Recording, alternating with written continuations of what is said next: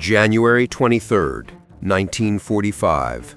Heinkel Factory, Hinterbrühl, Lower Austria. 06:41 hours. The morning siren wailed across the snow-dusted hills of Hinterbrühl as the workers filed into the underground assembly tunnel, a long, echoing cavern carved deep into the limestone, lit by rows of flickering lamps that cast jittering shadows across the damp walls. The air smelled of oil, wet stone, and exhaustion. Not one of the workers looked older than 20. Some were younger, 17, 16, a few no more than 15. Germany's last workforce. Boys pulled from the Hitler Youth, schoolrooms emptied, apprentices shoved into roles once held by seasoned machinists, now dead or fighting on the Eastern Front. At the far end of the tunnel stood the unfinished skeleton of a jet fighter unlike anything the Reich had built before. Sleek fuselage, thin wooden wings, and a single turbojet perched above the cockpit like a steel parasite. The Heinkel He 162, Volksjäger, the people's fighter, a desperate weapon for a dying war.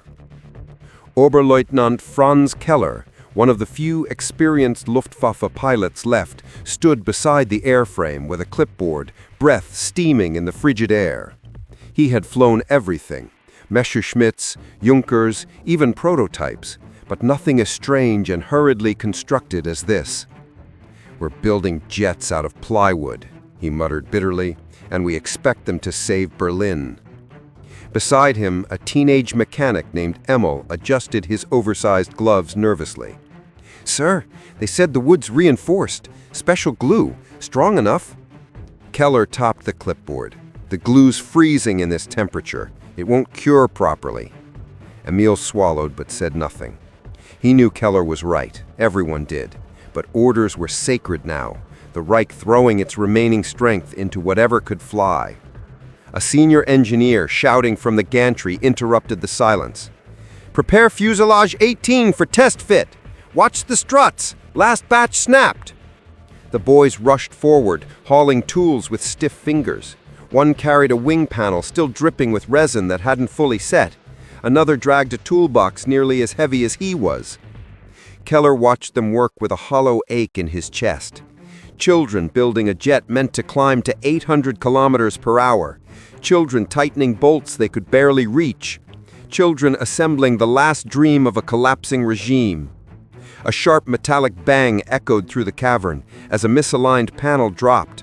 Emil shouted, "Careful! The intake housing cracks if you force it!" Too late. A hairline fracture spread across the wooden skin. The engineer cursed and waved the boys away. "Next panel! Move!" Keller walked to the damaged part, running a gloved hand over the splintered edge. The wood felt thin. Too thin. War thin. Designed in weeks. Built in days, meant to fly once or twice, if the pilot was lucky. "Sir," Emil whispered at his side, "they say you'll be flying the next test." Keller looked down at him. The boy's eyes held admiration, but also fear, as if he already expected the test to become a funeral. "That's the rumor," Keller said quietly. "Do you want my advice?" Emil nodded. "When this war ends, don't ever build something this fast with something this weak again." Before the boy could respond, footsteps echoed from the tunnel entrance. A man in a black coat, an SS procurement officer, strode toward them, boots striking the concrete rhythmically. His cold eyes swept over the workers. "How many frames are ready?" The engineer hesitated. 2 airworthy, 4 near completion, 8 in final assembly, but materials are... "The Führer demands 10 per week." "We can't sustain that," the engineer replied, voice trembling. "The boys can't..." "Then replace the boys." Silence fell. No one moved. No one breathed.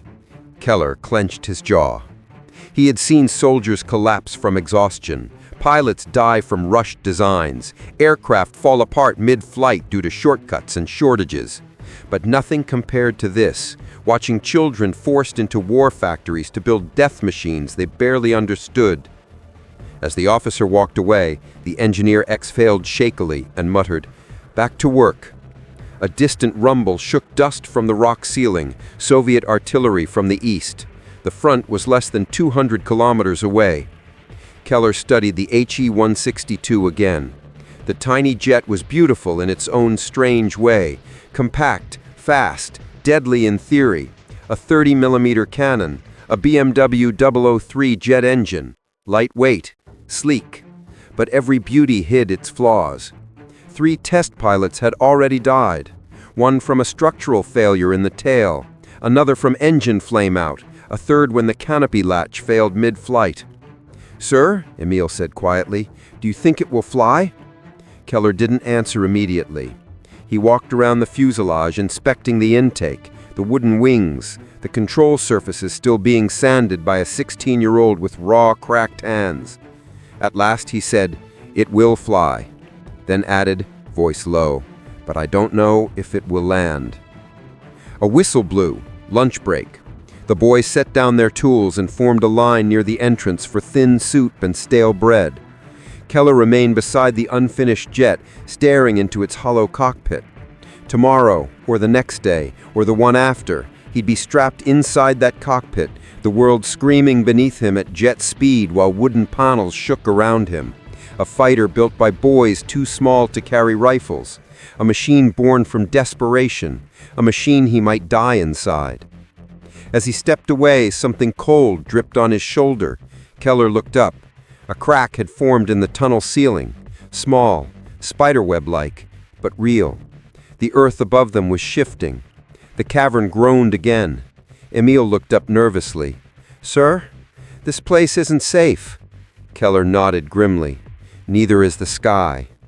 Behind him, the Heinkel He-162 sat in the flickering light like an unfinished promise, sleek, deadly, fragile, a jet built by boys for men who were running out of time.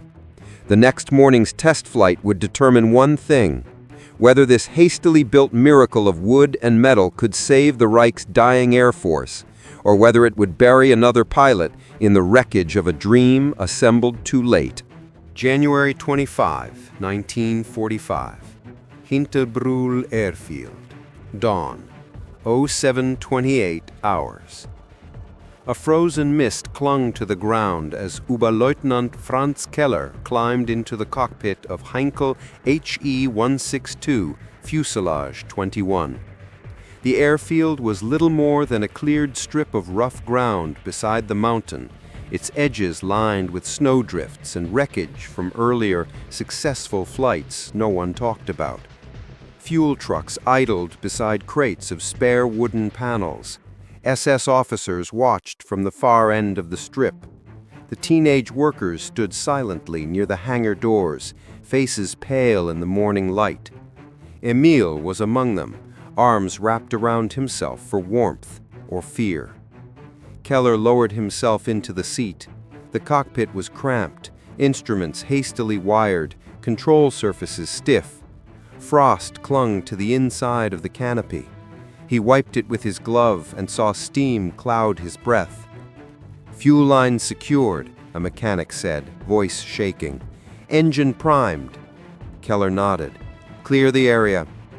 The BMW 003 engine perched above the fuselage whined as it spooled up, coughing smoke before stabilizing into a high-pitched scream. The sound vibrated through Keller's bones. This wasn't the proud purr of a BMW radial or the confident rumble of a junker's piston engine. This was a predator snarl, unpredictable, hungry, willing to kill pilot and enemy alike. The canopy closed with a rattle. The world outside became muffled wind and shaking glass. Keller opened the throttle slightly, feeling the He-162 twitch like a nervous animal. The wooden wings flexed. The nose dipped from the torque. Too light, too fast, too fragile. Emil took a step forward, as if he wanted to stop the test, but one of the SS officers blocked him with a stiff arm. Keller saw it, and something inside him hardened. He pressed the throttle. The jet surged forward. Snow kicked up behind him in a glittering spray. The airstrip rushed beneath the wheels. At 180 kilometers per hour, the wooden frame trembled. At 220, it shuddered. At 250, it lifted. The jet leapt into the sky with the raw, terrifying grace of a creature never meant to fly. Keller felt the vibration lessen as the jet found its rhythm. He retracted the landing gear manually. The indicator lights flickered uncertainly, then steadied. The frozen Austrian countryside spread out beneath him. White forests, black rivers, the jagged teeth of the Alps biting into the horizon. For a moment, he felt something he had forgotten existed: freedom. Then the jet reminded him who it was. A sudden jolt shivered through the fuselage. The engine sputtered. The RPM dial flickered. Keller eased back the throttle, coaxing the engine with the gentleness one would give an injured animal. It stabilized, barely. He tested the controls. The ailerons responded well. The elevator lagged. The rudder felt mushy. But it flew. It actually flew.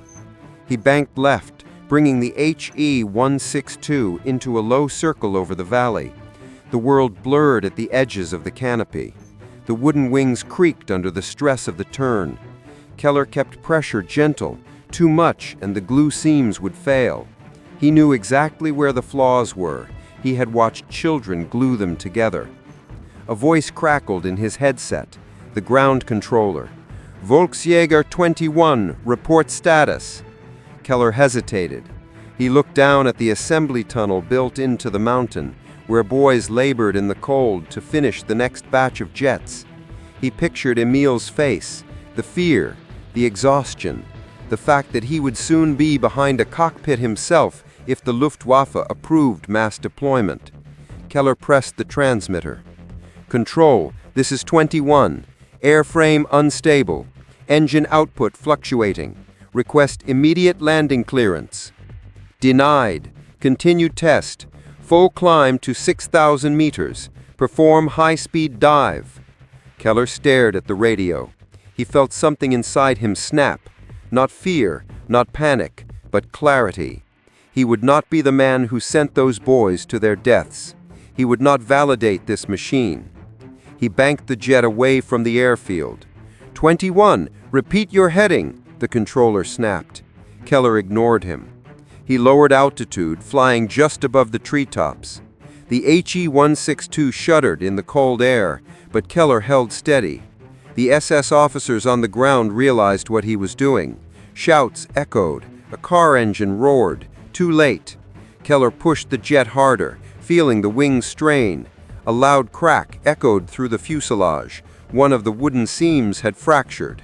The left wingtip fluttered dangerously. Warning lights flickered red across the dashboard. Keller breathed deeply, voice steady as he whispered to himself, "One last flight." He leveled out over an empty stretch of forest. Then he cut the throttle. The engine screamed, then died. Silence filled the cockpit, a peaceful silence. The jet glided. Too fast, too unstable, too fragile. Keller angled the nose upward, just enough to avoid burying the cockpit on impact. The trees rushed towards him. The fuselage groaned. The canopy filled with white and black. The HE-162 struck the forest in a violent explosion of snow, splintered wood, and metal shards. Back at the airfield, Emil broke free from the line and ran towards the smoke rising in the distance. SS guards shouted, but didn't chase him. They knew the pilot wasn't coming back. Hours later, salvage crews dragged the warped wreckage from the forest. The engine was intact. The fuselage was broken in 3 pieces. Keller's body was recovered beneath what remained of the cockpit. In his frozen hand was the flight report card, ink smeared, but legible. Only one word had been written: unsafe. The HE-162 would still enter limited service in the final months of the war. Teenagers would fly in it. Many would die in it.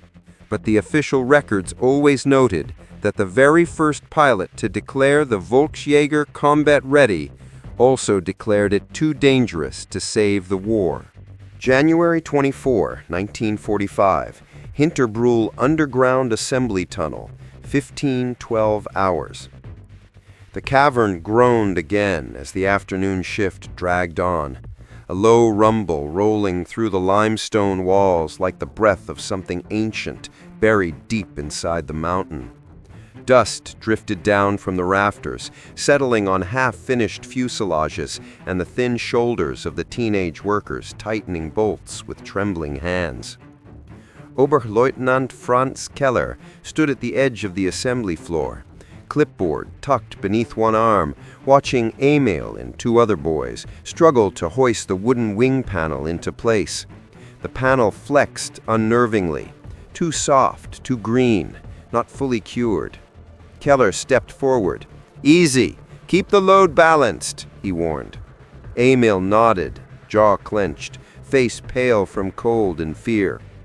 They maneuvered the panel into position, careful not to crack the resin seam. The engineer overseeing them didn't even look up. He was scribbling numbers onto a chart. Quotas, deadlines, targets none of them could realistically meet. At the far end of the tunnel, a BMW 003 jet engine shrieked to life for a ground test. The sound was deafening, a metallic scream that echoed through the cavern and vibrated in Keller's ribs. Hot exhaust blasted from the rear vent, scattering loose papers and sending workers ducking. Keller watched as the engine coughed out a cloud of black smoke, sputtered, then finally stabilized with a high-pitched whine. "That engine's not stable," he muttered. The engineer beside him didn't disagree. "None of them are.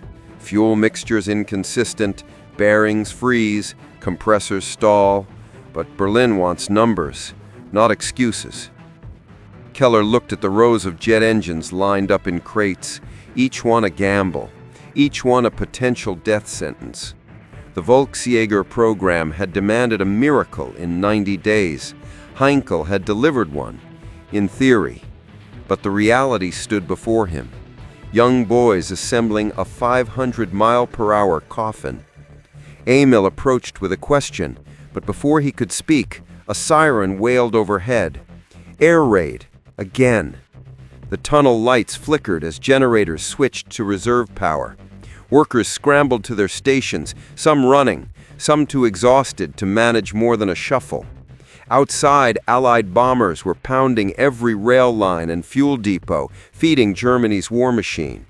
Inside, the children kept working. Keller felt an ache in his chest he hadn't allowed himself to feel in years. "Emil," he said over the shrieking engine noise, "how old are you?" 16, Emil answered, not quite meeting his eyes. Keller knew it was a lie. The boy couldn't have been more than 14. "And your brother?" 14, Emil swallowed. "They bring him here too?" "Next month," Emil said quietly. The jet engine sputtered suddenly, then surged. A backfire blasted sparks across the tunnel. Workers screamed and ducked behind crates. A moment later, the engine whined back to normal, but the message was clear. Reliability was a luxury they no longer possessed. The engineer climbed onto a crate, voice hoarse. "All personnel! Fuselage 21 is complete. We will begin final fit for tomorrow's test." Keller's stomach tightened. Fuselage 21, the jet he was ordered to fly. He crossed the assembly floor, boots echoing in the massive chamber, until he stood beside it. A sleek knife of wood and metal. Fast, lethal, unstable. The canopy was open, the seat barely padded. Control cables ran through wooden channels coated in resin. Simple, primitive, rushed. Keller followed him. "Sir, will it fly?" Keller ran his hand along the smooth wooden frame. "It will leave the ground," he said. Emil frowned. "And land?" Keller didn't answer. From the shadows near the storage racks, 2 SS officers emerged, whispering to the engineer, their faces tight with urgency. Keller heard fragments. "Delays unacceptable. Eastern Front collapsing. We must show results." One officer stepped forward, noticing Keller. "Pilot, report to briefing in 10 minutes." Keller nodded, but didn't move. His eyes remained fixed on the He-162. On its delicate wings, its exposed seams, the engine perched above the fuselage like an afterthought. A fuel line dripped slightly. A hairline crack marred the right wing root. Problems everywhere, invisible to men who only cared about numbers on paper. Emil tugged on Keller's sleeve. "Sir, don't fly it." Keller looked down at the boy. The fear in his eyes wasn't for himself.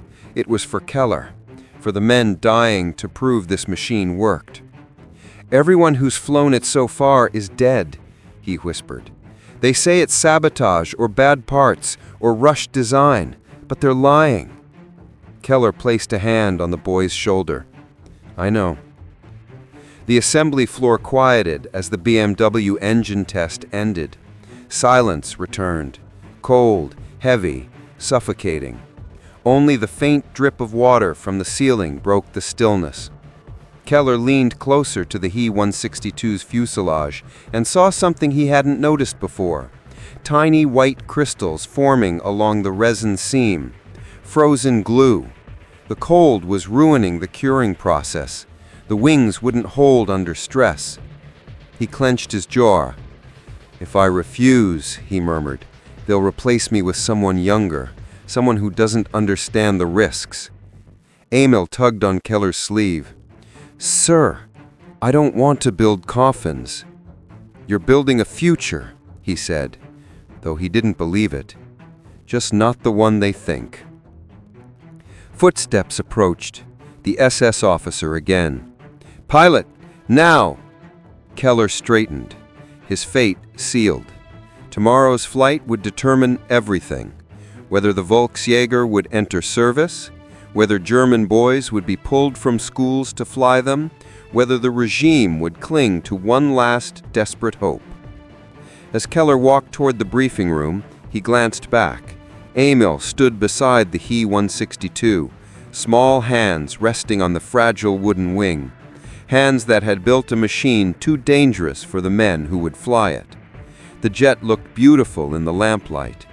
Beautiful and absolutely unforgiving.